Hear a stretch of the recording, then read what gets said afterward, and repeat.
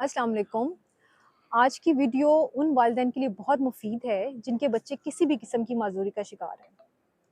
और आज की इस वीडियो में मैं उन 4 बुनियादी तब्दीलियों के बारे में बात करूँगी जिन्हें करने के बाद ऐसे वालिदैन जिनके बच्चे माजूरी का शिकार हैं, वो अपने बच्चों की बेहतरीन परवरिश और बहाली के ऊपर अच्छे तरीके से काम कर सकते हैं। सबसे पहली तब्दीली जो इन वालिदैन के लिए बहुत ज़रूरी है, वो कि जो एक मजूरी का आना है ख़ानदान में, वो किसी भी तरह से किसी आज़माइश से कम नहीं होता और वालिदैन को बहुत सारे चैलेंजेस से निपटना पड़ता है। लेकिन अगर वो अपनी सोच में तब्दीली लेके आएँ, अपनी सोच को के पहलुओं को बदलें, तो उसकी वजह से वो बेहतर अंदाज़ से अपने बच्चों की परवरिश भी कर सकते हैं और उनकी बहाली पे काम भी कर सकते हैं। सोच की तब्दीली से मुराद ये है कि सबसे पहले तो आप बच्चे की मजूरी को एक्सेप्ट करें। यानी आपको बहुत जल्दी इस चीज़ पे एग्री कर लेना चाहिए। अगर आपको ये मुकम्मल तौर पे मेडिकल डॉक्टर के डायग्नोसिस के बाद पता चल जाता है कि आपका बच्चा किसी भी तरह से माजूरी का शिकार है, तो उसको आप अल्लाह ताला की तरफ से दी हुई एक चैलेंज की समझ के कबूल कीजिए और उसकी बेहतरी पे काम करने के लिए तवज्जो करें। अगर आप नेगेटिविटी की तरफ जाएँगे, अगर आप मनफ़ी सोचों की तरफ जाएँगे, तो आप बजाय उस पे अच्छे अंदाज़ से कोई प्लानिंग करने के आप डिप्रेशन का शिकार होंगे, जिसकी वजह से ना सिर्फ़ आपके बच्चे की जो प्रोग्रेसिवनेस है, जो उसकी बेहतरी है, उसमें मसला आएगा, बल्कि आपकी अपने तमाम तर जो आपकी अपनी घर के माहौल है, आपकी अपनी हेल्थ है, सेहत है, वो भी डिस्टर्ब होगी। तो सबसे पहली तब्दीली जो आपने लेके आनी है, वो अपनी सोच की तब्दीली लेके आनी है। अच्छा, सोच की तब्दीली ज़ाहिर है एक फ़र्द वाहिद की तब्दीली की वजह से नहीं मुमकिन होती है।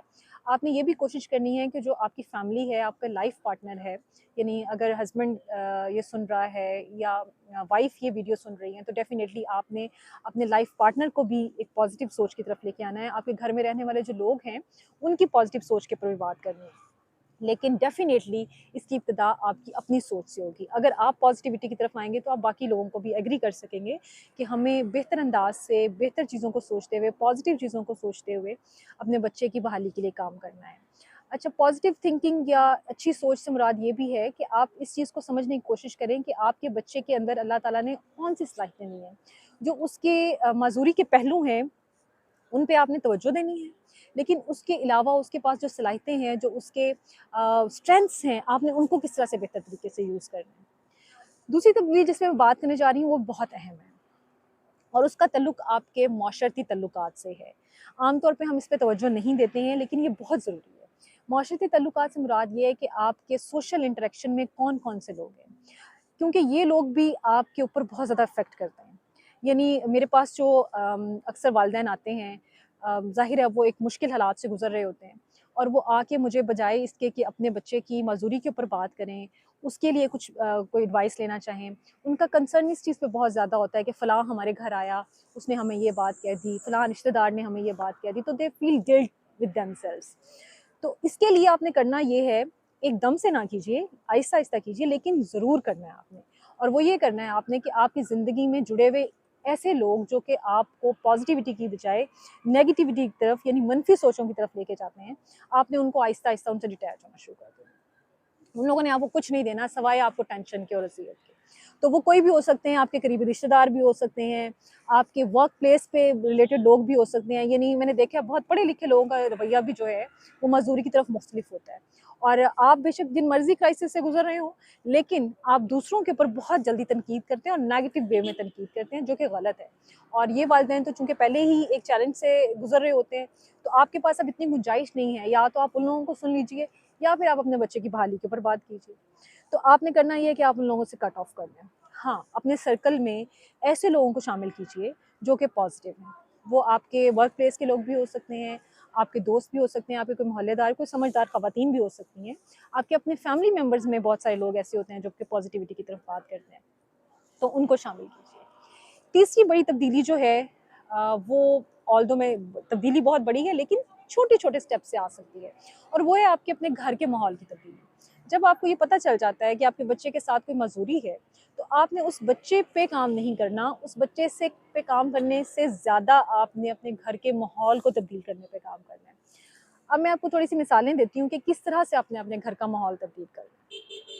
फॉर एग्ज़ाम्पल, आपका बच्चा अगर चलने-फिरने की उम्र का है, लेकिन वो चल फिर नहीं रहा और वो क्रॉल करता है या वो किसी भी तरह से मूवमेंट उसकी चलने के अलावा कोई और मूवमेंट्स करता है, तो आपने उसकी मूवमेंट को सेफ बनाना है।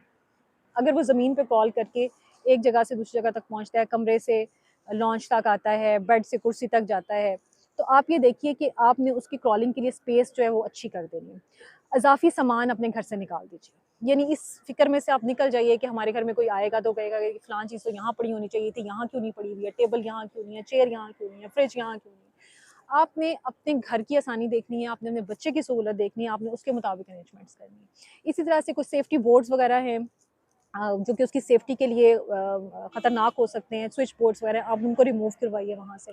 तो आपने अपने घर का माहौल जो है वो उस बच्चे के मुताबिक क्रिएट करना है आपने, बिल्कुल जो बच्चे को पसंद है। फॉर एग्जांपल जैसे ऑटिस्टिक बच्चे होते हैं, उनकी सेंसरी इनपुट्स जो हैं वो थोड़े से ओवर सेंसिटिव होते हैं।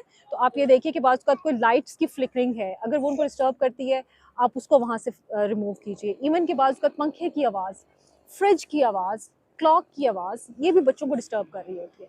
तो आप ऐसी कोई भी चीज़ें जो कि आप रिमूव कर सकते हैं, एक माइनर रिमूवल की वजह से आपका बच्चा जो है वो कंफर्टेबल फ़ील करेगा। तो इन चीज़ों पे तवज्जो दीजिए। चौथी तब्दीली जो कि मैं समझती हूँ सबसे ज़्यादा अहम है, और वो उसका ताल्लुक आपकी सोर्स ऑफ इनकम से है। हमारे यहाँ जब ख़ानदान में कोई मजूरी आती है, तो ज़ाहिर है घबराहट होती है, एक परेशानी है, वालिदैन को तवज्जो ज़्यादा देनी पड़ती है, वक़्त ज़्यादा देना पड़ता है, और बाज़ औक़ात आपकी जो काम की नेचर है वो ऐसी होती है कि उसमें आपके वर्किंग आवर्स ज़्यादा होते हैं।